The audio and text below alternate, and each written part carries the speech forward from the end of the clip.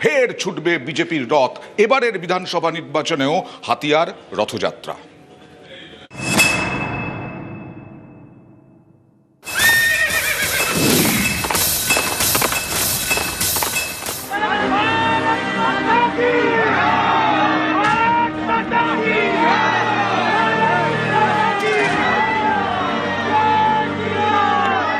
বসন্তের বাংলায় ভোটের হাওয়া, ভোটের পালে গেরুয়া হাওয়া তুলতে ফের বাংলায় বিজেপির রথযাত্রা।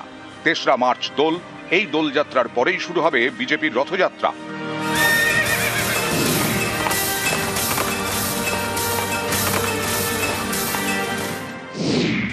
উত্তরবঙ্গ এবং দক্ষিণবঙ্গের জেলায় জেলায় বের হবে বিজেপির রথ।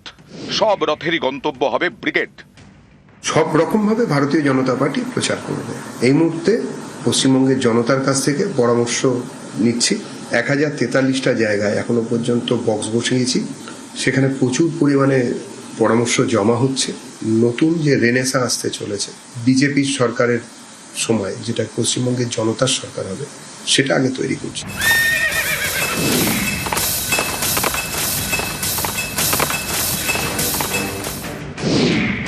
2024-এর লোকসভা ভোট এবং 2021-এর বিধানসভা ভোটের আগেও বাংলায় রথ বের করে বিজেপি।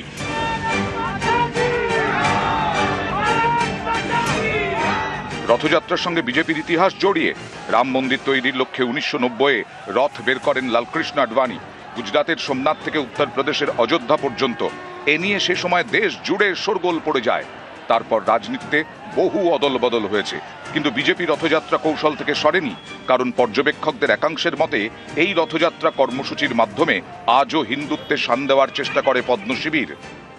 আমাদের রথযাত্রা বলতে বিজেপির জনসংযোগ যাত্রা বা পরিবর্তন যাত্রা। সেই পরিবর্তন যাত্রার প্রথাগত ঘোষণা উপযুক্ত সময়ে হবে। 10টি বিভাগ আছে, 9টি বিভাগে 9টি আমাদের সভা হবে। সেখানে আমাদের কেন্দ্রীয় নেতৃত্ব আসবে, নীতিন গাডকারি থেকে শুরু করে অমিত শাহজি থেকে শুরু করে, তারা 9টি সভা করবে। একা লক্ষ্মীর ভান্ডারে লক্ষ্যে নেই, যুবসাথী দোসর। রাজ্যের মানুষ আশান্বিত, বিজেপি আশঙ্কিত। সামগ্রিক আবহে এখন নতুন বোতলে পুরনো মদ। রথ ভাবে আমি দেব, পথ ভাবে আমি, মূর্তি ভাবে আমি দেব, হাসেন অন্তর্যামী। অন্তর্যামী জনতা, তারাই শেষ হাসি হাসবে যারা বাঙালিকে অসভ্যতা করেছে, বাংলা বলায় অত্যাচার করেছে, পরিযায়ী শ্রমিকদের পিটিয়েছে, এসআইআর এর হয়রানির লাইনে দাঁড় করিয়েছে। ভোটের লাইনে বাঙালি সেই জবাব দেবে। শনিবার বিজেপির সল্টলেক অফিসে কোর কমিটির বৈঠক হয়।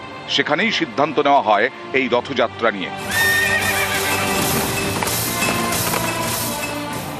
তবে রাজনৈতিক মহলের অনেকেই মনে করছেন, জনসংযোগের মাধ্যমের পাশাপাশি এই রথযাত্রা বা রথ বের করার মাধ্যমে ধর্মীয় মেরুকরণের রাজনীতিতেই শান দিতে চাইছে বিজেপি। ক্যামেরা দীপঙ্করের সঙ্গে সুস্মিতা, নিউজ 18 বাংলা, কলকাতা।